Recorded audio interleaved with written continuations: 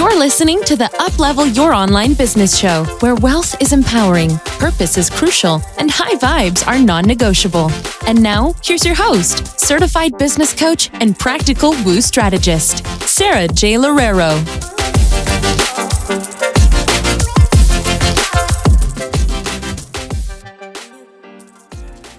All right, everyone, welcome back to another episode of the Uplevel Your Online Business Show. It's Sara here, and I'm so excited to have Midori here. Midori is a serial entrepreneur and CEO who has overcome the ups and downs of entrepreneurship, starting a business in a recession, and the sometimes difficult depression that can accompany it to become an unstoppable version of herself. So welcome, Midori. We're actually just talking a little bit about, you guys can't see this, but Midori has such a beautiful setup in her home. We're talking a little bit about where she lives, and I'm really excited to hear a little bit more about her story. So welcome, Midori. So happy to have you here. Thanks for having me, Sara. Happy to be here. Yeah. So let's talk about how you ended up a serial entrepreneur. What would you say was kind of like the starting point, and walk us through where you were and where you are now? Okay. Yeah. So the reason why we started our first company, which was almost 30 years ago, it was my husband and I, was because when we graduated college, we were in a huge recession. So there was not a lot of jobs available. And so we thought, well, let's move back to where I'm from and start a company. Why not? And so that is what we did. And when we got started, we didn't know what the heck we were doing. We were fresh out of college. Neither of us were business majors. And so we learned the rough way, with a lot of bumps and bruises along the way. So fast forward to today, I've owned several companies of varying success levels. We've been really successful. And then we've also had businesses that haven't been successful. However, I have learned a ton along the way. And so that brings me to where I am now, where I help coach entrepreneurs to avoid the mistakes and the challenges that I went through, because really it's not that difficult when you know how to play by the rules and you know what works and you know what doesn't work. And instead of trying to do it yourself and reinvent the wheel, you might as well learn from someone who's been there, done that, and knows how to make it work, whether it's myself or anyone else. That's just one of those learning habits to get into when it comes to growing your business. Yeah, for sure. I love that. And, as a business coach, I can totally relate to all of that. I first started my very first business, I think 6 years ago, or I think it might have been 7 years ago now. The years just kind of start to go by quicker and quicker. But I remember being in those stages where it's just like, you're trying, you're doing all of these different things and nothing is sticking. But I'd love to hear from you a little bit more in terms of what are those things that you did where you look back now and you're just like, well, of course that didn't work. Or what are even like the mindset, the reframes that you had to do along the way? Yeah. Oh my gosh. Where should we start? There are so many. But one of the big things that I learned early on so the first company that we had actually ended up growing fairly quickly because that's when Google AdWords came out. Okay. And so we were one of the first adopters of that, and that changed everything. We had an event company, and we're here in Sonoma County. So we are about 2 hours north of Silicon Valley. But because of Google AdWords, we were able to target that area, and that changed everything. So anyway, what I would say is we didn't have systems in place. We were just running by the seat of our pants and hoping things worked and, hiring people here and there. But what I would say as far as growing a business is make sure from the very beginning, as you're developing, that you're putting systems in place. So as you figure out your marketing, as you figure out your organization for your business itself, your admin, everything else, put it into systems, and it will make it so much easier for you as you grow. You'll be ready to grow when you have those in place. So that's one thing that I learned. Another big part of it is the mindset. And that is something I had to learn the hard way. So you mentioned in the very beginning when you were opening that I went through a depression. And I see this is actually very, very common for entrepreneurs where we have a business and we're so excited, right? We start a business, you're like, this is going to be amazing. I'm going to change the world. And then you get into it, you put in your blood, your sweat, your tears, and then you hear crickets. And the money's starting to dry up and you're stressed out and you're worried about what everyone's thinking about you, right? These are all common things. There's imposter syndrome going on. Maybe I don't know how to do this. I don't have enough education. I'm too old. I'm too young. Whatever it is, especially as women, we go through these challenges. So one huge area to focus on is on mindset. What are the limiting beliefs that you're saying about yourself? What are the limits that you have mentally on your growth? Are you believing that you can only get to a certain size as a company?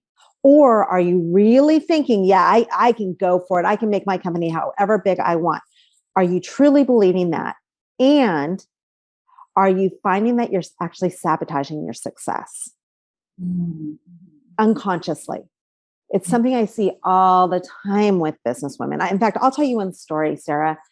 I have a client that I've been working with for about 4 months. And if you met her, you would think, gosh, she's so successful. She's great. Many people would want to be her. She has a winery that she owns that is very successful. She also works for a company that white labels wines, separate company. And she's the sales director for them. And that company has grown tremendously in the last 14 years. And she has been a part of it for, I think, the last 3 years. And so she's a big part of the growth. But in her head, she is telling herself that she doesn't belong there, that no one believes that she should be there. She just is lucky to be there, and that the success of her business could go under at any second. Okay. And what's happening is she used to own restaurants and then they went bankrupt. Restaurant business is really tough. And so she still is playing this in her mind along with all the imposter syndrome that's going on. So that's what we've been focusing on, is getting her to change that mindset and catch it, become aware of it, but then also change it. So a couple of things that we've done with this is we've written out all of her limiting beliefs. Every time she catches it, she has a journal and she writes it out. And then we look back at it and we reevaluate and say, okay, what can we do to change these? How can we flip these? And what are the new stories that you want to say about yourself? And so we've made that into a habit for her. The other big tangible thing, and this is huge for any business, I don't care how big you are or how small you are, but it's having clear goals and having a roadmap. So this is a tangible tool that every business owner should have. And what it is, basically, it makes it so that using this, what we call the summit goal mapping system, it makes it so that you can see exactly where you're going. So the shiny objects don't get in the way, so that you have small wins and you can set stretchy goals, which is what we suggest. That's been proven to be one of the keys to success, is setting really exciting, a bit stretchy, big goals, but also known as aspirational goals that are 12 months to 2 years out. So we call that your summit goal. So that's your 12-month to 2-year goal. And then underneath that, you have your building blocks to get there. So you can see where you're going. It makes sense. You have your strategy in place so that you aren't as overwhelmed, and it makes sense, right? So those are called your approach goals. And then underneath your approach goals, you have your action steps, which are the things that you have to get done. You know exactly what you're doing each week and each day. So with Cynthia, what we did was we set that up for her. She knew what her big goals were. And then we broke it down into the smaller quarterly goals. And the reason why this was so crucial for her, Sarah, was that she could see small wins because she had so much self-doubt. Her confidence was so low. It doesn't matter why it was, but it was that we had to start small and then build from there. And so that's what we did. And then what has happened is one of her big goals was to get a $1 million client. And what she did, and this was within the last 2 weeks, she texted me. She was so excited. She said, Midori, I just got my first $2.5 million client. Amazing. So huge win. And it's because she was so laser focused. That's what it was. It's not because she's smarter than anyone. I mean, she is. She's brilliant. We love her. But it's not that she has certain skills that someone else doesn't have. It's because she was laser focused. And we knew exactly what she was doing each week and what she needed to accomplish. And she did. She was taking those action steps and staying focused. But that's how impactful being clear and being concise can be. I love it. I love it. And I love how like systematic it is, just because I feel like most people talk about the goals, but they don't really talk about every single step along the way. It's just so helpful, right? It's so helpful to have all those systems there. And it's kind of what you were talking about in the beginning of this episode, when you were saying that, the reason why I kind of failed in the beginning, I really stumbled, was because I didn't have the systems in place. It also reminds me of, I'm sure that you know who Grant Cardone is. Of course. Yeah. Uh-huh. So it kind of reminds me of the 10X rule that he talks about, where he's just like, we tend to severely underestimate what it takes to achieve our goals. So as long as we 10X our estimation, like we're so much more likely to achieve them. Is there anything that you could say in terms of, let's say, for example, when people have these like really, really big goals, how to not feel overwhelmed, or how to not feel incredible imposter syndrome when you go out to actually do them, to actually accomplish them? Because I think that that's a huge thing with a lot of women that I work with, is just the whole, okay, this is a huge goal. I can set the goal and I can feel really excited about the goal. But then when the goal doesn't start happening quick enough, then it's just like all of this fear sets in. Yeah. So what we do with our clients is we help them manifest it. Mm-hmm. And the key behind manifestation, because manifestation is kind of this buzzword, right? But the science behind it is that when you can see it, you can believe it. And what happens a lot of times when people aren't hitting their goals, that they don't truly believe it. Mm-hmm. They don't really see themselves stepping into that person, that level of professional that it takes to be a multi-millionaire, or, whatever the size business is that you want to create, or having this certain type of clientele. They don't see it yet. It doesn't seem real. So by manifesting it through visualization, and I can show you some of the techniques that we use, it makes it so that you actually see it in your subconscious.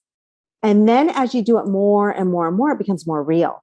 And then, so manifestation is actually a science. It's not just something that's made up and is, out in la la land. It's actually something that is more tangible as far as science goes. And so what happens is, once you believe it, then you'll start taking subconscious steps to get you there. So for instance, imagine that you want to grow, you have it on your summit goals, right? That you want to grow a $10 million business, and you want to have very high ticket clients that are worth, let's say each client is giving you $20,000 each. And so you're working with these women or men or whoever it is that you absolutely love. You wake up every single day, you're excited, you're pumped, and they're just coming at you. You don't have to do a lot of effort for it, right? So this is what you're creating in your mind. So you have to imagine that. But if you know for sure that can be your reality, that is a reality, you are going to own this, you are going to have this business at that level, how much quicker are you going to get there? How much more risk are you going to take? How much bigger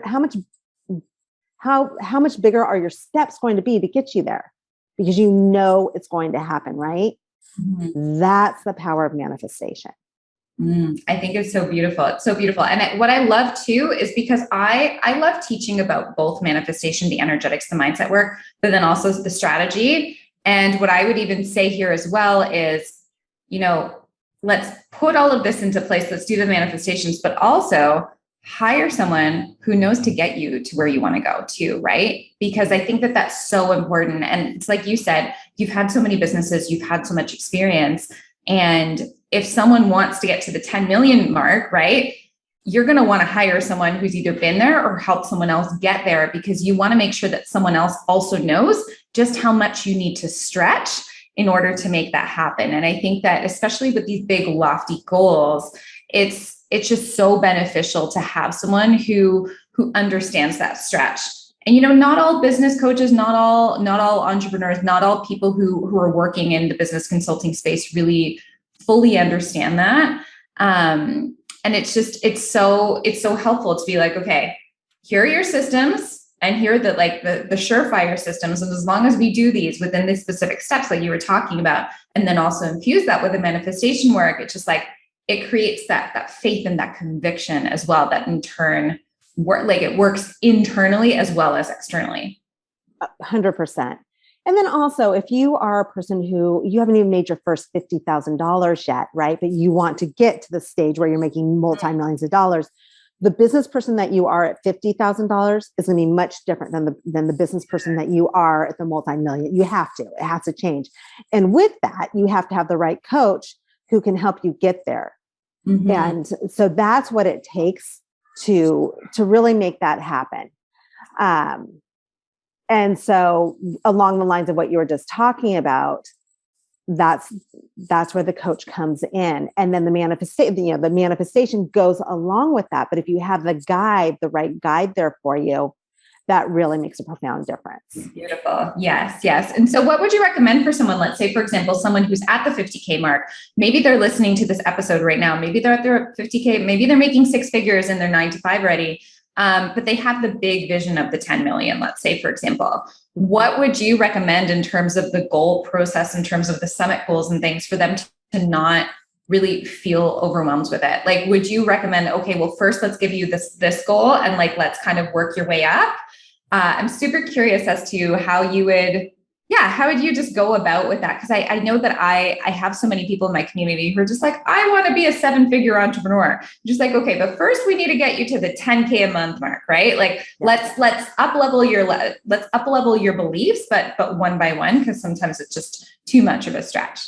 So what would you recommend? Yeah. So you have to be able to, if you stretch too far, if you set this goal, let's say you haven't even started your business yet, right? And you're saying, well, I'm going to have a $50 million business.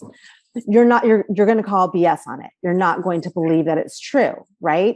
And so if that's the case, you are going to continue sabotaging yourself. You're not going to get there. And then you're going to be really disappointed. Your confidence is going to go down. Everything fits within that realm.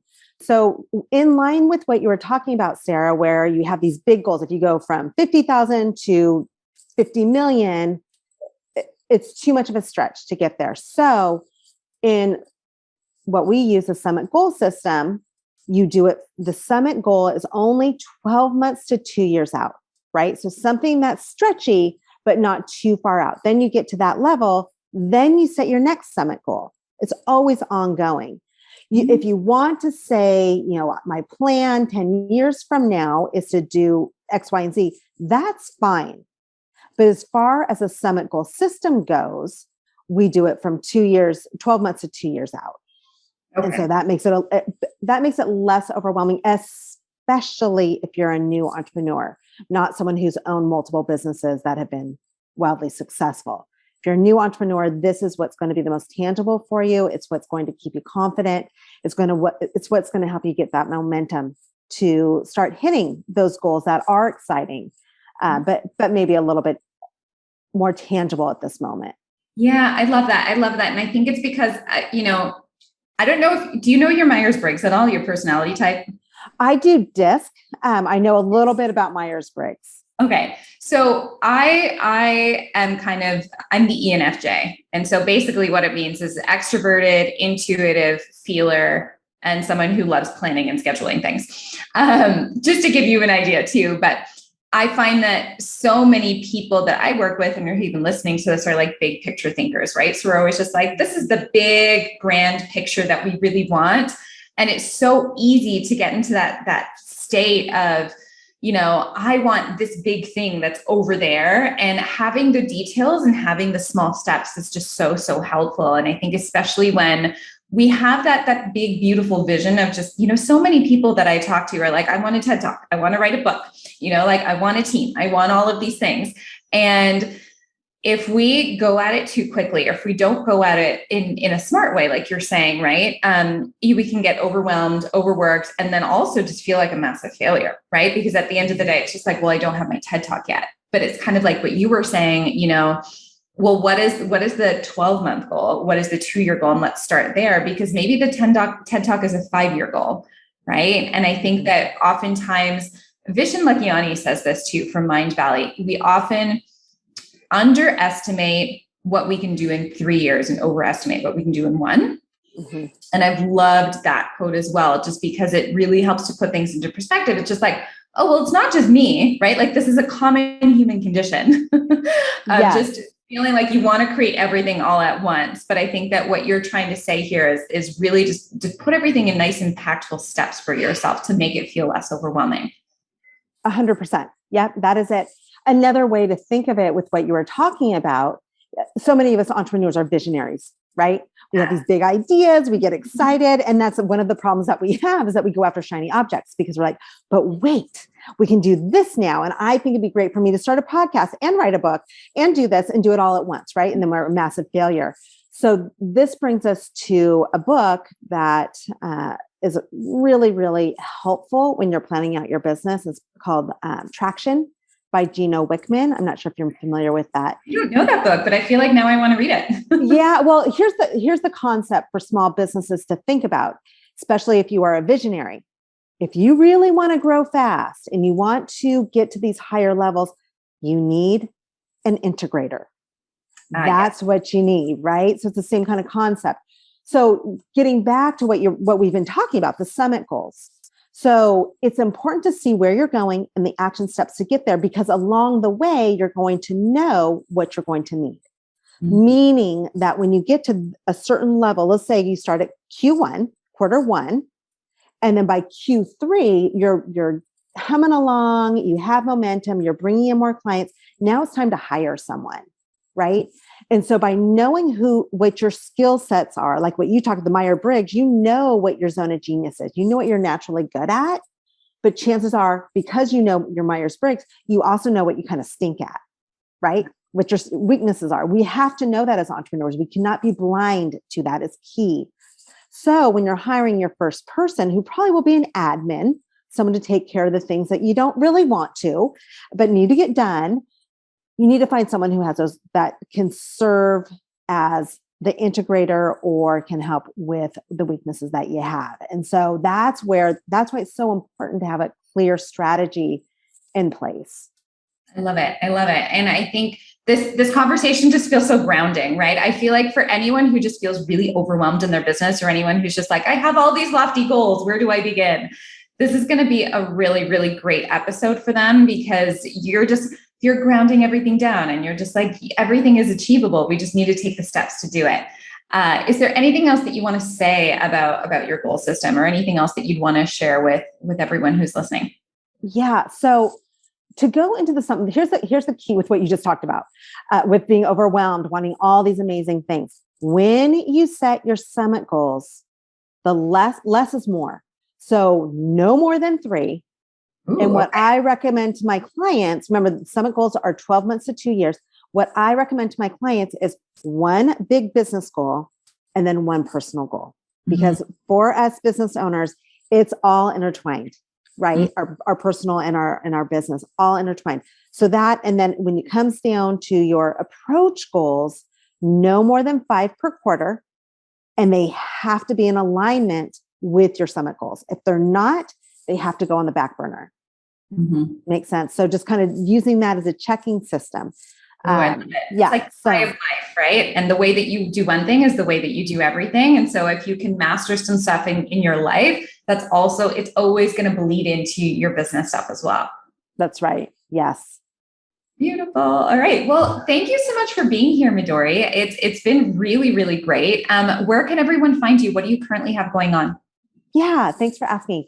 So what I am just fired up on, as you can tell, is the summit goal system, because it really is a game changer for these entrepreneurs who are trying to get unstuck or out of overwhelm and be clear and really make some traction. And so what I'd like to do is offer everyone who's listening the framework. for the Summit Goal System. So there's a training and a framework that I offer. It's free.